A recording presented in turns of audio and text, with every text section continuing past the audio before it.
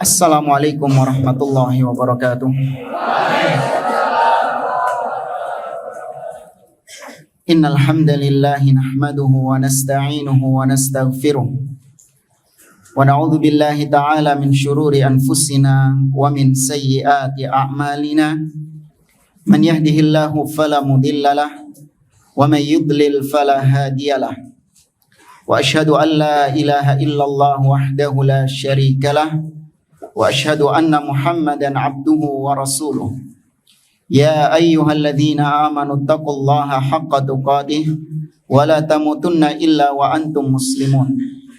Ya ayyuhan nasu taqu rabbakumul ladzi khalaqakum min nafsin wahidah wa khalaqa minha zawjaha wa batha minhuma rijalan katsiran wa nisaa'a wattaqullaha alladzi tasaaluna bihi wal arham innallaha kana 'alaikum raqiba.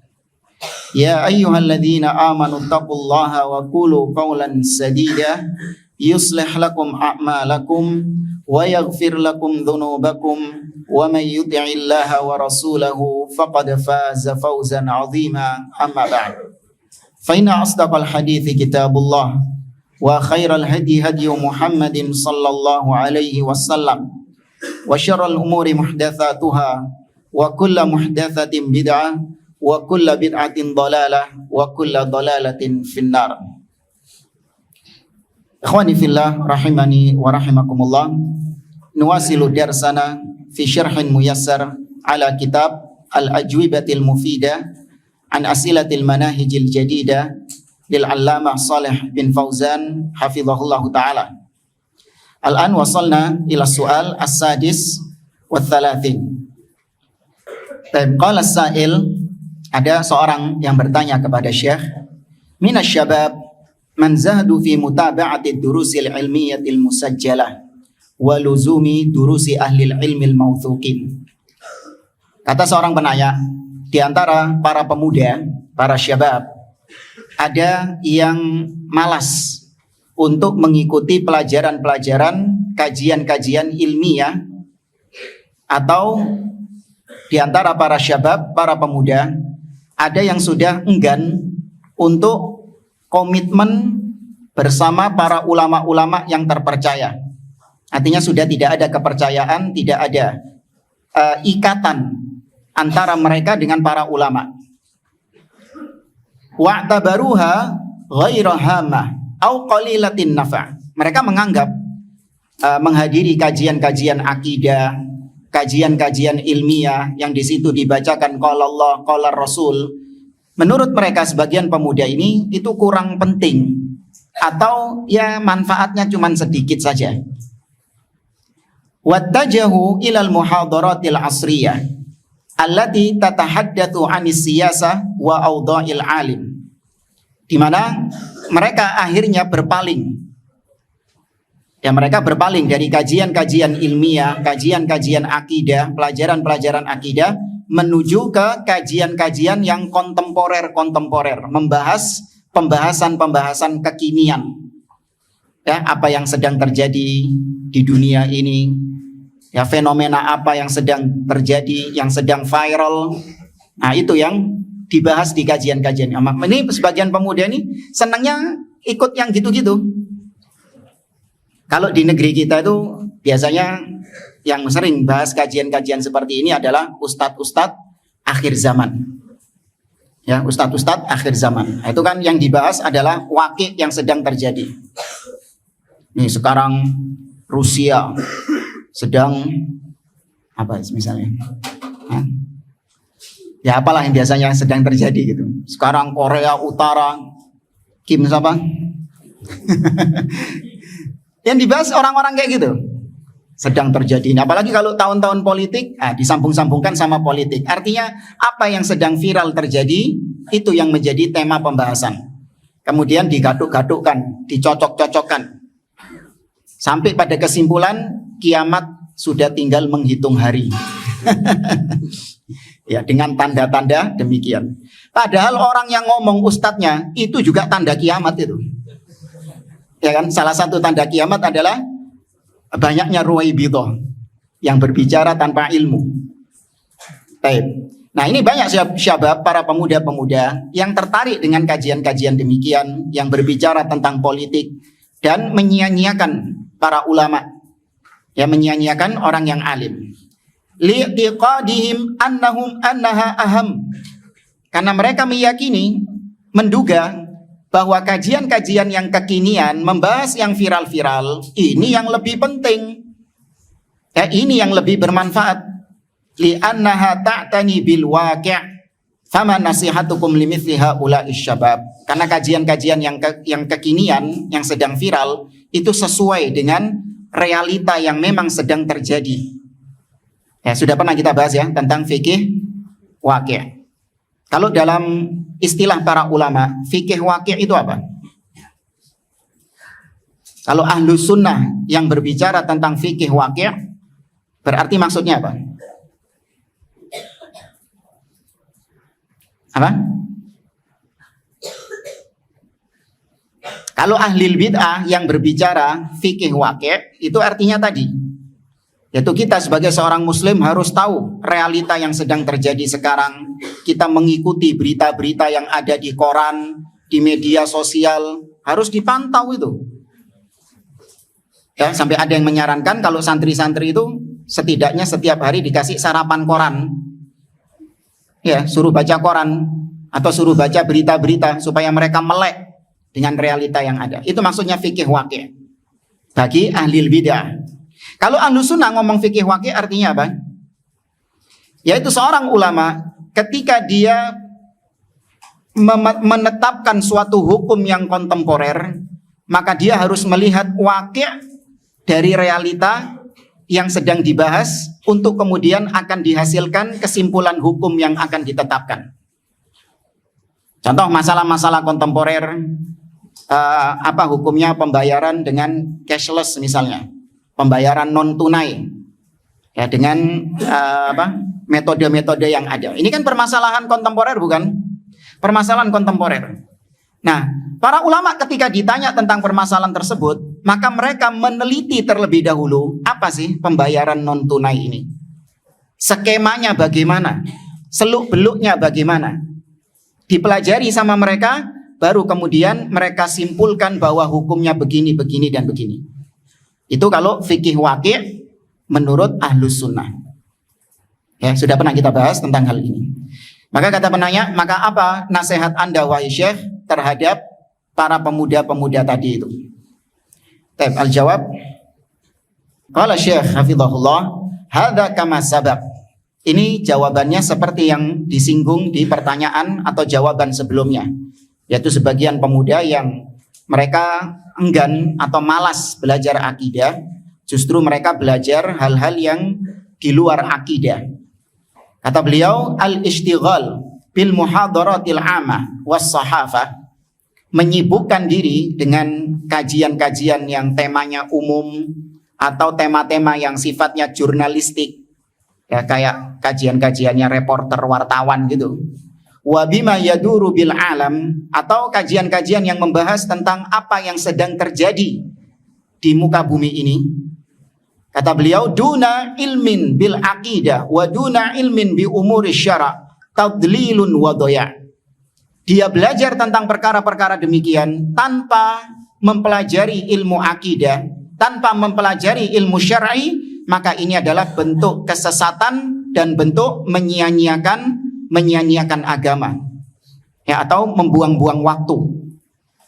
Wa yusbihu sahibuha musyawwishal fikr, yang akhirnya jadinya orang yang sibuk dengan hal demikian itu akan menjadikannya orang yang musyawwish. Musyawwish itu mukhtalid, kacau pemikirannya, ya, membuat pola pikirnya menjadi kacau, menjadi kusut.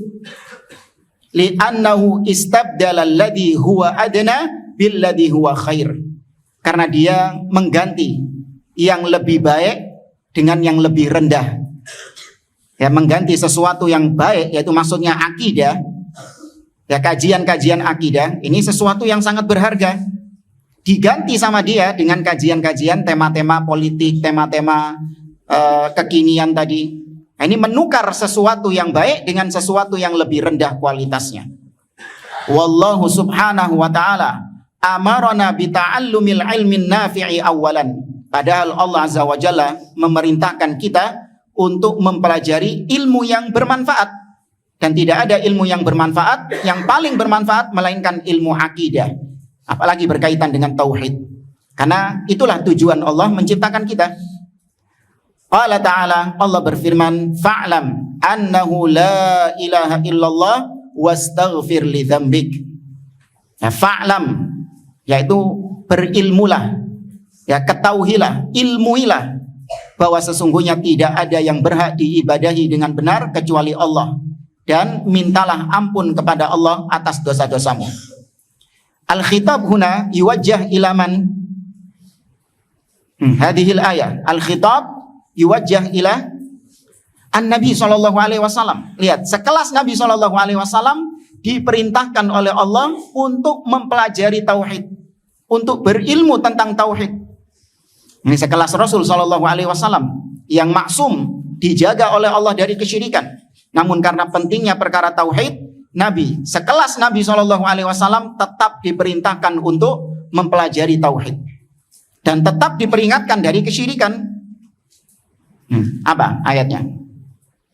Allah mentahdzir, memperingatkan Nabi SAW untuk tidak berbuat syirik. La in asyrakta la yahbatanna amaluk wa la takunanna minal khasirin. Kemudian Allah berfirman, qul hal yastawil ladzina ya'lamun wal ladzina la ya'lamun innama yatadzakkaru ulul albab. Katakanlah, apakah sama antara orang-orang yang berilmu dengan orang-orang yang tidak berilmu, orang-orang yang tidak mengetahui. Maka di sini Allah membedakan antara yang berilmu dengan yang tidak berilmu. Maka tentu tidak sama. Ya, jangankan manusia ya, binatang yang berilmu dengan binatang yang tidak berilmu dibedakan sama Allah Azza wa Jalla. Apa contohnya? Hah? Kenapa anjing? Hah? Anjing kenapa emangnya anjing? Antum menyebutkan cuma binatang itu.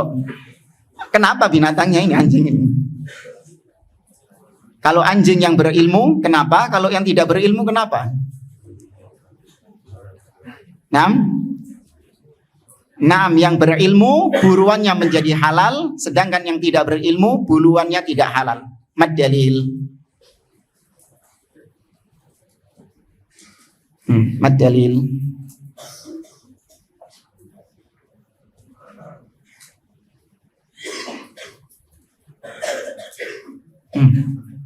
La ahad.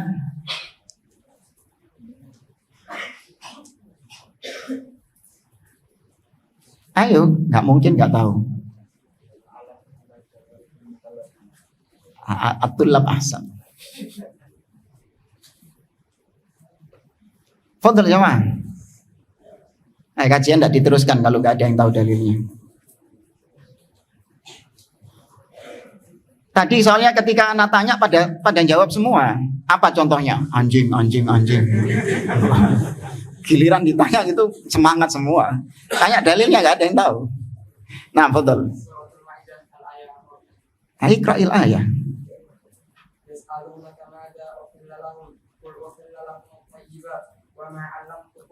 Wa ma 'allamtum.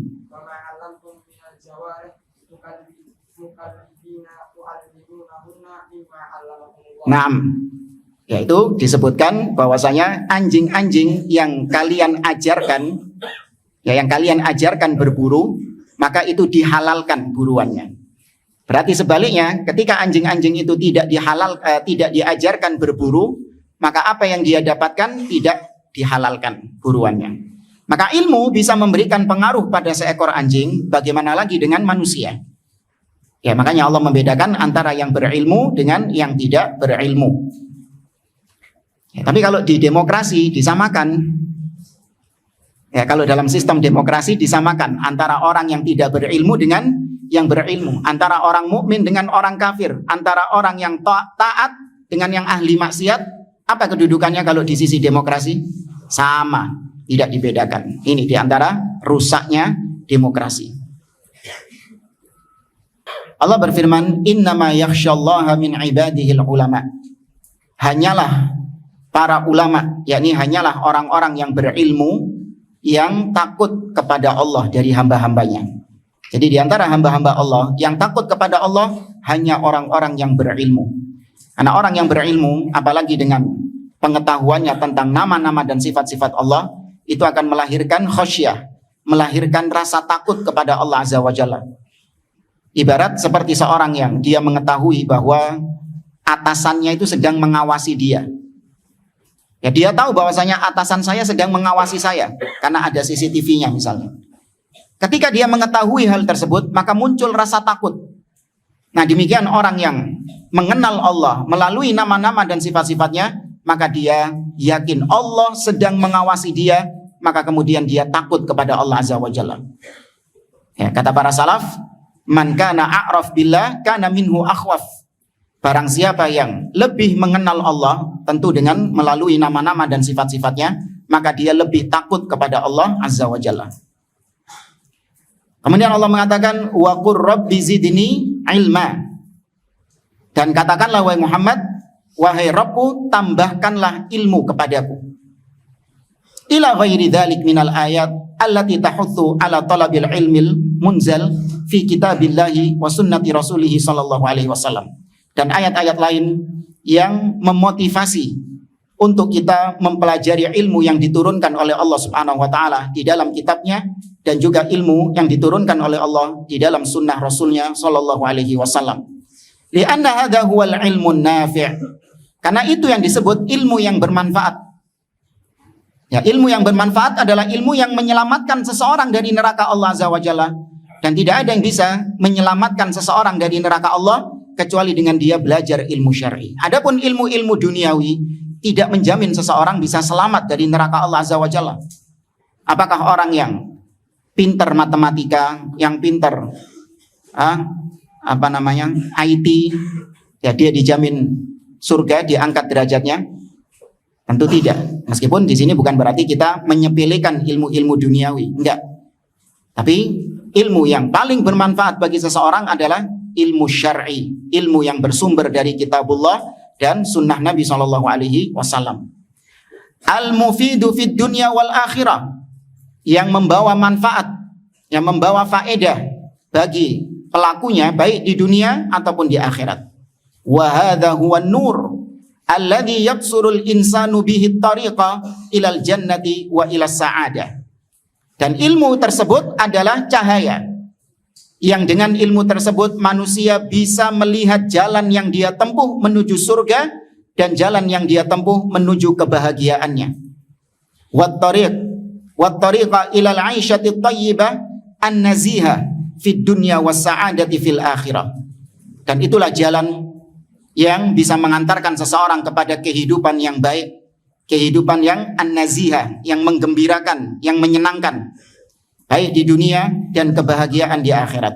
Qala ta'ala, Allah berfirman, ya ayyuhan nas, wahai sekalian manusia, qad ja'akum burhanun mir rabbikum, telah datang kepada kalian bukti-bukti dari Rabb kalian. Wa anzalna ilaikum nuran mubina, dan kami turunkan kepada kalian cahaya yang jelas, yang terang benderang. Fa ammal ladzina amanu billah wa'tasamu bihi, adapun orang-orang yang beriman kepada Allah dan berpegang dengan cahaya tersebut, tuh, berpegang dengan ilmu tersebut, apa balasannya? Fasayudkhiluhum fi rahmatin minhu wa fadl, maka Allah akan memasukkan mereka ke dalam rahmatnya dan kekarunia-Nya. Maksudnya kemana itu? Al-jannah, ya, nas'alullaha min fadli. Ini ilmu cahaya tadi, yaitu ilmu yang bermanfaat, itu menyebabkan seseorang dimasukkan ke dalam surga Allah Subhanahu wa taala. Wa yahdihim ilaihi siratan mustaqimah, dan dengannya Allah akan menunjukkan orang tersebut ke jalan yang lurus. Kata beliau, wa nahnu naqra surat al-Fatihah fi kulli raq'ah min salatina, dan kita setiap kali salat kita membaca surat Al-Fatihah di setiap rakaat. Karena memang qiraatul Fatihah ruknun min arkanis shalah. Membaca surat Al-Fatihah itu adalah rukun dari rukun-rukun salat. Bahkan dia termasuk akbaru arkaniha, rukun yang paling besar di dalam salat. Kata Nabi SAW, la salata liman lam yaqra bi Fatihatil kitab. Ya, tidak sah salat seseorang yang tidak membaca surat Al-Fatihah. Ya, adapun rinciannya, makmum ketika salat bersama imam, apakah makmum membaca surat Al-Fatihah juga atau tidak? Hah? Ikhtilaf apanya? Enggak, bagian mananya yang ikhtilafnya itu?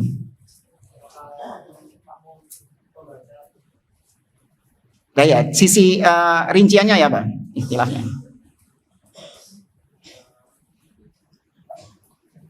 Pendapat pertama, makmum membaca surat Al-Fatihah setelah imam membaca. Yang kedua, makmum tidak membaca sama sekali, mengikuti bacaan imam. Yang ketiga, wes dua dok. Maka diperinci, kalau itu sholat jahriyah, sholat jahriyah di sini maksudnya imam membaca surat Al-Fatihah dengan keras, dengan lantang. Itu terjadi pada rokaat 1 dan 2 di sholat subuh, kemudian rokaat 1 dan 2 di sholat maghrib, dan rokaat 1 dan 2 di sholat isya. Ya, maka ketika itu betul ikhtilaf, cuman pendapat yang rajih, pendapat yang lebih kuat adalah makmum cukup mendengarkan bacaan imam. Berdasarkan firman Allah Subhanahu wa taala, wa idza quri'al qur'anu fastami'u lahu wa ansitu la'allakum turhamun. Apabila dibacakan Al-Qur'an, maka dengarkan. Diam dan dengarkan agar kalian mendapatkan rahmah. Demikian juga Nabi ketika mengajari salah seorang sahabatnya, Nabi SAW mengatakan, innama ju'ilal imam liyutamma bih, fa idza kabbara fakabbiru. Sesungguhnya imam adalah dijadikan untuk diikuti oleh makmum. Apabila imam bertakbir, maka bertakbirlah. Kemudian kata Nabi SAW, wa idza kabbara, fa idza qara'a, ketika imam membaca, Nabi nyuruh apa? Fa'ansitu, maka diamlah. Ya, Nabi tidak mengatakan faqra'u juga, bacalah juga, enggak, tapi disuruh diam. Ini pendapat yang lebih kuat, meskipun di sana ada yang berbeda pendapat, namun ini dalam ranah apa? Usul atau furu'? Dalam ranah furu'. Ya, ikhtilaf dalam ranah furu'. Adapun kalau salat sirriyah, yakni salat duhur, asar, rakaat 1, 2, 3, 4, dan juga salat maghrib di rakaat yang ketiga, salat isya rakaat ketiga dan keempat, itu masuk sirriyah, di mana imam tidak mengeraskan bacaannya. Maka makmum wajib membaca surat Al-Fatihah. Ya, makmum wajib tetap diwajibkan membaca surat Al-Fatihah. Kemudian yang berikutnya, apabila sholat berjamaah, sholat jahriyah, di mana makmum jauh dari imam, makmum sama sekali tidak mendengar bacaan imam, maka ini juga makmum tetap diwajibkan membaca surat Al-Fatihah. Jadi jauh misalnya, jarak berapa ya? Ya, tidak ada mic ya, nggak ada mikrofon. Masa zaman sekarang nggak ada mikrofon? Bisa lah, nek lampu mati. Ya, tengah-tengah sholat lampu mati. Makmum yang ada di belakang soft sendiri, dengar nggak bacaan imam? Nah, dengar, apalagi imamnya sudah tua, ya kan, pakai mic saja kadang nggak dengar. Ya, makanya bagi yang seperti ini, makmum tetap diwajibkan membaca surat Al-Fatihah. Baik, ini disebutkan oleh Syekh Muhammad bin Jamil Zainu dalam tafsir wa bayan li'a'dhami suratin fil Quran. Ketika kita membaca surat Al-Fatihah di setiap rakaat dari sholat kita, maka di sana ada doa yang sangat agung, yaitu ihdinas siratal mustaqim. Ya Allah, tunjukkanlah kepada kami, berilah hidayah kepada kami ke jalan yang lurus. Siratal ladzina an'amta alaihim, yaitu jalannya orang-orang yang kau beri nikmat atas mereka. Siapa yang Allah berikan nikmat atas mereka? Ayat ini ditafsirkan di ayat yang mana? Di antara bentuk penafsiran Al-Quran yang paling bagus adalah menafsirkan ayat dengan ayat. Nah, ayat ini, siratal ladzina an'amta alaihim, itu tafsirnya ada di ayat apa? Surat An-Nisa, Iqra'il ayat. Yang penting itu ayatnya jemaah. Antum ndak hafal nomornya nggak masalah. Ya, apalagi hafal letaknya kanan kiri atas bawah nggak penting, belas nggak penting. Ya, yang penting antum tahu bunyi ayatnya. Nah itu. Yang dikatakan membaca Al-Quran itu apakah ketika kita surat kedua ayat 100 misalnya. Apakah itu sudah dikatakan membaca Al-Quran? Tidak. Membaca Al-Quran ketika membaca ayatnya. Nah, Iqra.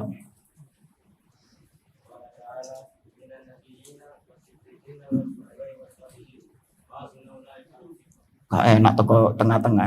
Enak dari awal. Kan pendek itu, bukan ayat yang panjang itu. Tak, ambil lampas. Nyerah. Ya wis, apa-apa antum.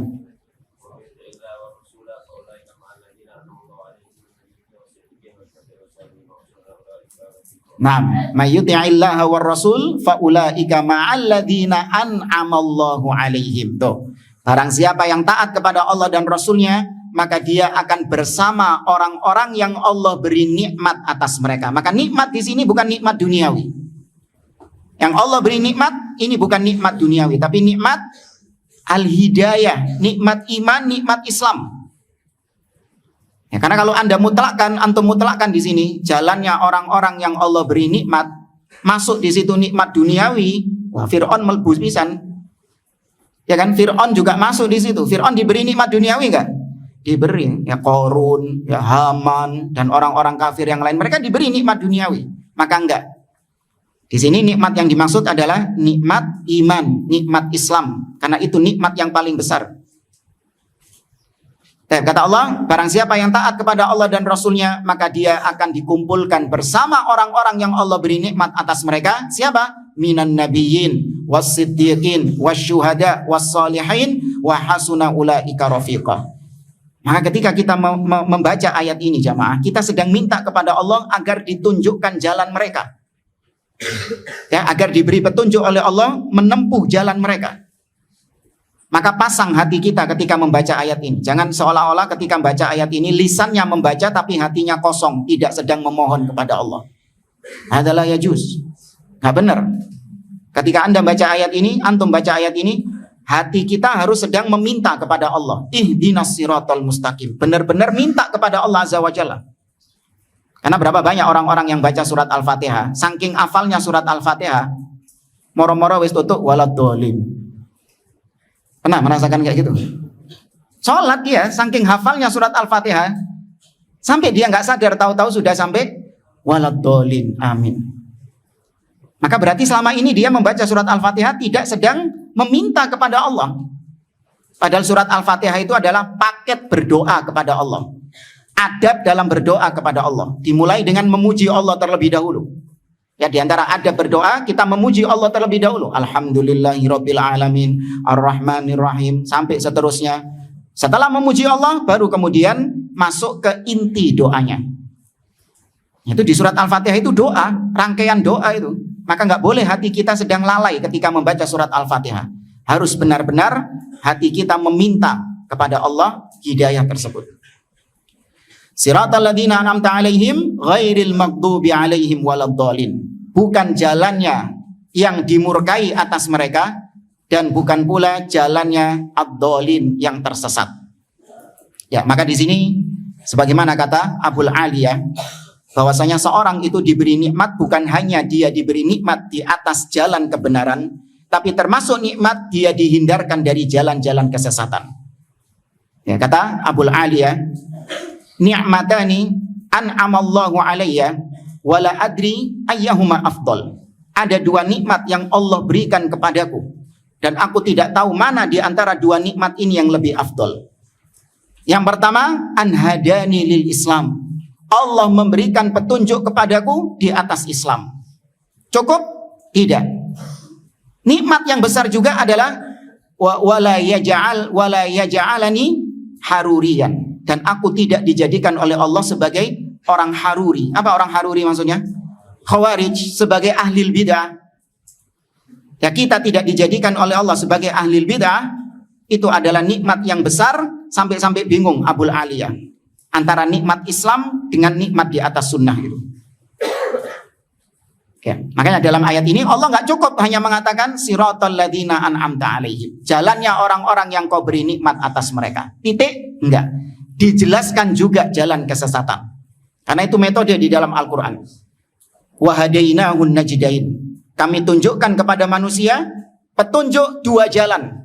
Allah tunjukkan jalan kebenaran, sekaligus Allah peringatkan dari jalan kesesatan. Nabi SAW bersabda dalam hadis yang diriwayatkan oleh Imam Muslim dari Abdullah bin Amr ibn al-As, beliau mengatakan, innahu lam yakun nabiyyun qabli illa kana haqqan alaihi an yadulla ummatahu ala khairi ma ya'lamuhu lahum wa yundhirahum syarra ma ya'lamuhu lahum. Sesungguhnya tidak ada seorang nabi pun sebelum aku, melainkan wajib atas nabi tersebut untuk menunjukkan kepada umatnya jalan kebaikan yang dia ketahui bagi umatnya. Selesai?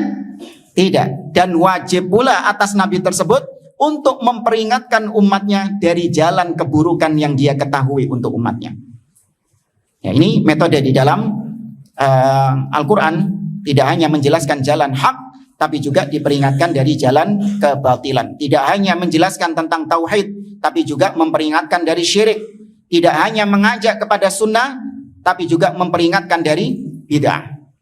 Ya, namun sangat disayangkan ada sebagian orang yang mencukupkan dengan satu sisi, nggak mau sisi yang lain. Sudahlah Ustadz, kita ini dakwahnya itu tauhid saja. Nggak usah kita memperingatkan kesyirikan. Kan otomatis kalau orang sudah mengenal tauhid, maka dia tidak akan berbuat syirik. Oh, belum tentu. Belum tentu. Kalau orang sudah mengenal sunnah, maka berarti kan dia akan jauh dari bid'ah. Belum tentu juga. Ya, nggak mesti. Justru dia berpotensi besar untuk jatuh dalam kesyirikan, untuk jatuh dalam kebid'ahan. Makanya Ahlus Sunnah menerangkan dua-duanya. Jalan kebaikan dan memperingatkan dari jalan keburukan. Kemudian kata beliau, walladzina an'amallahu alaihim humul ladzina jama'u bainal ilmin nafi' wal amalis shalih.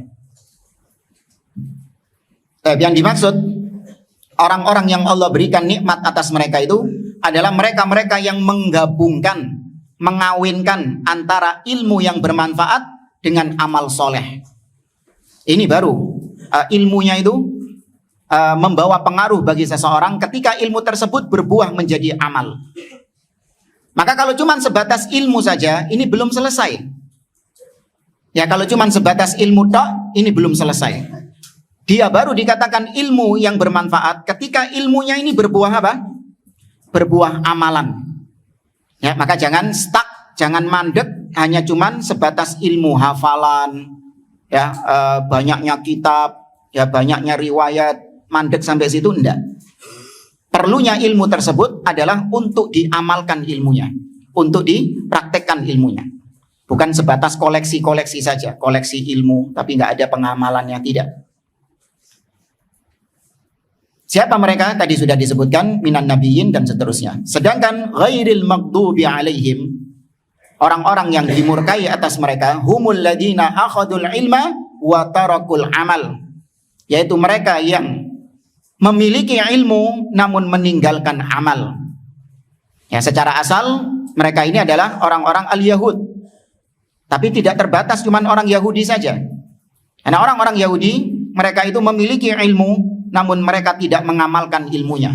Mereka tahu kebenaran namun tidak mau mengamalkan kebenaran tersebut, mengimani kebenaran tersebut.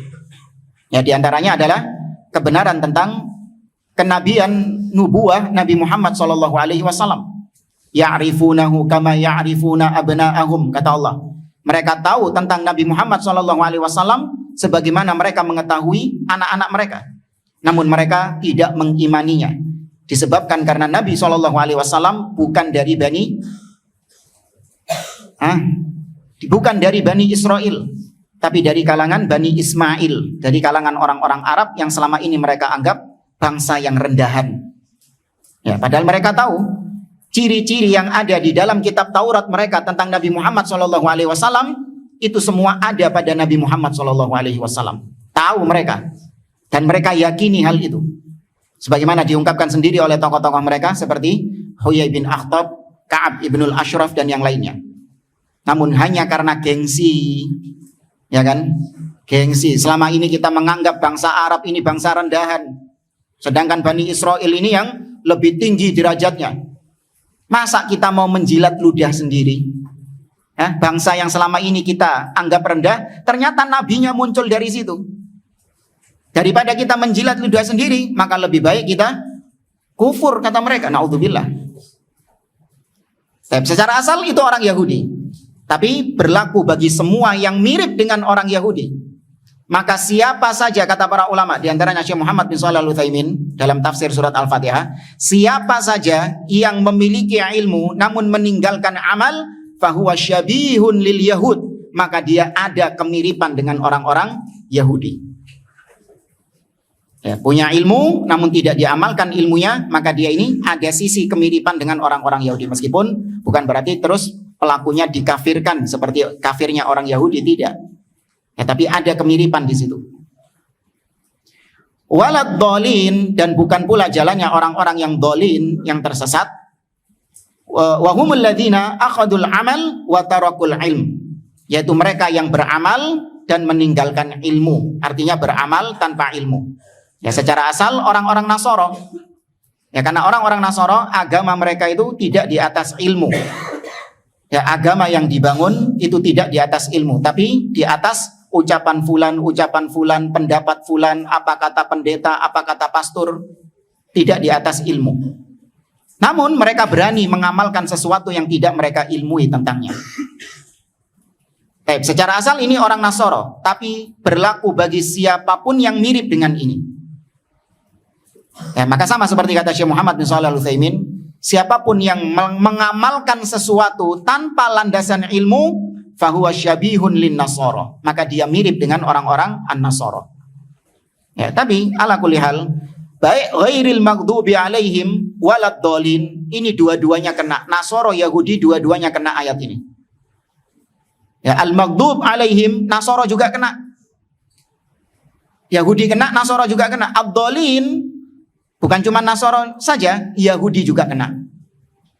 Ya, karena mereka prakteknya sekarang juga mengamalkan sesuatu tanpa ilmu. Ini rincian dari beliau. Fasinful awal, maka jenis yang pertama adalah maghdubun alaihi li'annahu asallaha ala basirah. Dia itu dimurkai. Kenapa dikatakan maghdub, dimurkai? Karena dia mendurhakai Allah di atas ilmu yang dia ketahui. Ya, dia mendurhakai Allah di atas ilmu yang dia ketahui. Sedangkan wasinfu tsani, golongan yang kedua adalah dhalun, tersesat karena dia mengamalkan sesuatu tanpa landasan ilmu. Ya, dia mengamalkan sesuatu biduni ilmin, li'annahu amila biduni ilmin. Ibarat, kenapa dikatakan tersesat? Ya, ibarat seperti orang yang jalan tanpa arahan ilmu sama sekali. Nah, ini kebetulan ini tadi berangkat ke sini itu kita dikasih ilmu, jalan bisa nyampe ke sini. Ya, kita dikasih ilmunya. Ya, sama sebagian asatidzah itu nanti lewat sini, nanti belok sini. Nah, itu sebelum berangkat dari rumah sudah kita pelajari petanya, maps-nya itu. Ya. Apa jadinya kalau misalnya, pokoknya jalan sudah. Iya, mau lewat mana pokoknya jalan. Nyampe sini enggak? Enggak, tersesat. Tersesat. Makanya dikatakan tersesat karena dia berani jalan namun tanpa landasan ilmu. Enggak tahu mapnya, nekat jalan, akhirnya nyasar, sesat, tersesat. Ya, tahu-tahu sudah nyampe tengah sawah misalnya. Nah, wala yanju illal ladzina an'amallahu alaihim, maka tidak ada yang selamat, maksudnya selamat dari azab Allah kecuali yang Allah berikan nikmat atas mereka, yaitu nikmat iman. Wahum ahlul ilmin nafi' wal amalis soleh. Mereka lah orang-orang yang memiliki ilmu dan mengerjakan amal-amal soleh di atas ilmunya yang dia pelajari itu. Fayajibu ayyakuna hadalana ala balin. Maka ini yang seharusnya kita ini kita perhatikan, yang kita fokuskan, yaitu memiliki ilmu dan mengamalkan ilmu tersebut. Kata beliau, wa amal ishtighal biwaqi'il asr, adapun menyibukkan diri dengan kejadian-kejadian yang viral yang sedang terjadi kekinian, kama yaqulun, sebagaimana yang dikatakan tadi, au fiqhil waqi', atau yang dikatakan oleh orang-orang harokah dengan fikih waqi' atau fikih koran, fahada innama yakunu ba'dal fikih syar'i. Itu semua baru dipelajari ketika seorang memang sudah matang ilmu syar'inya. Berarti di sini kekhususan kekhususan siapa? Para ulama. Ya, kekhususan para ulama, mereka yang sudah matang ilmu syar'inya, baru kemudian mereka ngelihat ini realita yang terjadi sekarang, bagaimana, fenomena apa yang sedang viral, baru kemudian mereka istinbat. Ya, baru kemudian mereka memberi fatwa, memberi arahan kepada kaum muslimin. Mereka sudah punya modalnya. Ya, berita yang masuk kepada mereka ditimbang dengan ilmu syar'i. Ya, ditimbang dengan ilmu syar'i yang mereka miliki. Nah, kalau orang nggak punya ilmu syar'i, nimbangnya pakai apa? Pakai hawa nafsu, nimbangnya pakai perasaan, dan timbangan-timbangan yang nggak benar lainnya. Idil insanu bil fiqhi syar'i yanzur ila waqi'il asr. Karena seseorang dengan ilmu syar'inya itulah dia memandang realita yang terjadi. Ya, dengan kacamata syar'i yang dia miliki itu, dia bisa melihat realita yang sedang terjadi, yang sedang viral itu. Nah, itu harus punya kacamatanya dulu. Ya, harus punya kacamata ilmu syar'inya itu. Wa ma yaduru fil alam, dan apa yang sedang terjadi di atas alam semesta ini.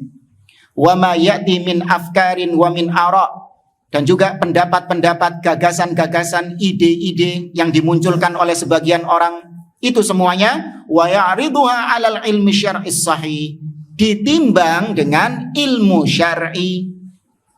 Ya, semua fenomena-fenomena tadi ditimbang lagi dengan ilmu syar'i untuk bisa menentukan sikap. Ya, bisa menentukan sikap. Liyumayyiz khairaha min syarriha, untuk bisa membedakan mana yang baik dan mana yang buruk. Wa bidunil ilmi syar'i fa innahu la yumayyizu bainal haqqi wal batil wal huda wad dhalal. Tanpa ilmu syar'i, maka dia nggak bisa membedakan antara hak dan batil, antara petunjuk dan kesesatan, antara hidayah dan kesesatan, nggak bisa membedakan dia. Falladhi yashtaghilu badi'u dhi bad'in bil umuri thaqafah. Maka orang-orang yang menyibukkan, yakni badi'u dhi bad'in, ya newbie, tahu newbie? Newbie beginners, yang masih pemula, tapi menyibukkan diri dengan perkara-perkara yang sedang viral, atau wal umur as-sahafiyah, perkara-perkara yang jadi makanannya para jurnalis-jurnalis, para wartawan-wartawan, atau wal umuris siyasiyah, atau perkara politik-politik. Padahal dia masih newbie, ya, dia masih pemula, nggak paham tentang ilmu syar'i. Walaisa indahu basiratun min dini, dia nggak punya ilmu terhadap agamanya. Fa innahu yadhillu bihadhil umur, maka dia tersesat gara-gara dia keseringan menyibukkan diri dengan berita-berita politik itu. Ya. Dan berapa banyak yang demikian terjadi. Seorang sibuk dengan politik, akhirnya jatuh dalam kesesatan orang-orang Khawarij. Ya, mencela penguasa. Kemarin-kemarin kita dapati gitu.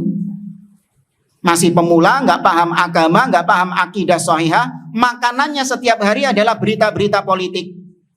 Terbawa arus media. Ya, mencela penguasa, ikut dia mencela penguasa. Kenapa? Nggak ada ilmu syar'i. Tidak memiliki landasan ilmu syar'i, sehingga dia memandang segala sesuatu dengan pandangan perasaan. Oh iya, ini memang gak benar ini pemimpin ini, zalim ini memang pemimpin ini. Dari mana itu munculnya? Hawa, dari hawa nafsu. Kalau ditimbang dengan ilmu syar'i, dia tahu bahwasanya kewajiban seorang muslim adalah dia mendengar dan taat kepada pemimpin, dan tidak boleh dia mengkritik pemimpin di depan umum. Kalau dia punya nasihat, punya masukan, maka dia menyampaikannya kepada pemimpin tersebut dengan sembunyi-sembunyi, dengan rahasia, langsung di hadapan pemimpinnya. Ya, ini kalau dia punya landasan syar'i, maka dia selamat, nggak ikut arus. li'anna aktsara ma yaduru fiha dhalalun wa di'ayatun lil batil. Karena apa yang sedang beredar dari berita-berita tadi, dari berita-berita itu yang beredar itu kebanyakan adalah penyesatan-penyesatan. Wartawan itu sudah nggak ngurus ini di atas berita ini syar'i atau tidak, sesuai dengan kaidah agama atau tidak, nggak ngurus. Wartawan, jurnalis kalau nulis, reporter kalau mau menyampaikan berita, yang terpenting baginya apa? Yang penting masyarakat itu tertarik dengan beritanya sehingga banyak dibaca, banyak ditonton beritanya. Makanya mereka membuat judul-judul yang clickbait. Tahu clickbait? Yang mengundang orang untuk ngeklik berita itu. Ini cara-caranya Abdullah bin Sabah al-Yahudi zaman dahulu. Ketika dulu menyebarkan berita tentang Utsman bin Affan, bikin judulnya itu bikin judul-judul yang heboh. Utsman tidak ikut perang Badar. Orang dengar berita kayak gini penasaran enggak?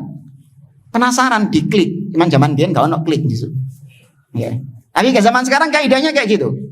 Bikin judul yang mentereng, ya kan? Bikin judul yang mentereng untuk menarik perhatian masyarakat agar membaca, agar ngeklik. Kalau sudah ngeklik maka iklannya masuk.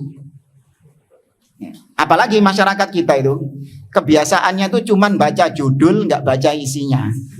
Iya. Baca judul tok itu sudah banyaknya gitu. Ya. Dan maka kata beliau penyesatan betul. Berita-berita kayak gitu, berita-berita seperti itu adalah penyesatan dan di'ayah, yakni propaganda kebatilan. Orang kalau membaca, pemimpin punya kebijakan ini, pemimpin punya kebijakan ini. Kalaupun memang benar pemimpin punya kebijakan demikian, cuman bahasa-bahasanya para reporter wartawan, ini bahasa yang orang kalau baca, hatinya panas, menimbulkan kebencian kepada pemimpin. Padahal beritanya benar, misalnya, mulai 1 Maret pemimpin menaikkan harga BBM, pemerintah menaikkan harga BBM. Benar, memang dinaikkan harga BBM-nya. Cuman bahasanya ini memang keahliannya mereka ini. Bahasanya wartawan, jurnalis ini. Kita baca, nggak sadar kalau selesai baca, kesimpulannya kita semakin apa sama pemimpin? Semakin membenci. Misalnya, disebutkan sama wartawannya. Dalam 1 tahun, pemimpin telah menaikkan sekian kali BBM. Mek ngandani ngono tok, cuman bilang gitu tok. Orang yang baca sudah apa? Sudah marah dia. Ini gak bener ini. Mosok setahun ping 5 dimunggakno BBM ini. Dalam 1 tahun BBM dinaikkan 5 kali misalnya. Baca gitu toh sudah apa? Marah mendidih. Sumbu pendek. Disumet sebentar sudah meledak. Gak pakai lama. Disumet sebentar sudah meledak. Itu propaganda. Wa zukhrufun minal qawli wa ghururun. Ya, dan ucapan-ucapan yang dibungkus dengan indahnya, yang itu semua adalah ucapan-ucapan yang menipu.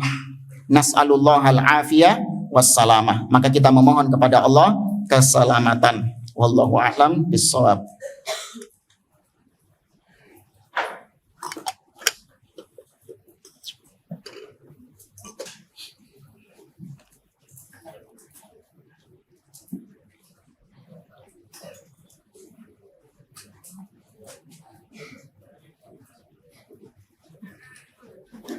Pada pertanyaan, seandainya kita berada di belakang imam, kemudian di pertengahan surat, setelah surat Al-Fatihah, beliau batal, imamnya batal, dan kita maju untuk menggantikannya. Apakah kita melanjutkan ayat yang dia baca atau boleh mengganti ayat lain? Ya kalau memang bisa hafal, ya lebih baik dilanjutkan. Nah kalau memang makmum yang menggantikannya ini hafal, lebih baik dilanjutkan. Apalagi kalau mandeknya itu di tempat yang nggak enak gitu mandeknya, nggak pas gitu mandeknya, maka dilanjutkan. Tapi kalau memang nggak hafal, ya sudah, la yukallifullah nafsan illa wus'aha, diganti dengan surat lain yang lebih dia mampu. Karena kata Nabi SAW, tsumma qra' ma tayassara ma'aka minal Qur'an. Bacalah ayat-ayat yang mudah bagimu dari Al-Qur'an. Apa yang mudah? Al-Ikhlas. Kulhu.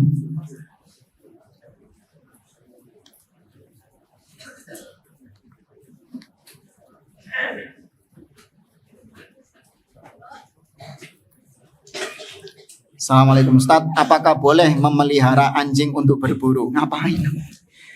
Makanan tersedia dengan melimpah ruah, ngapain berburu? Aneh-aneh antum nih.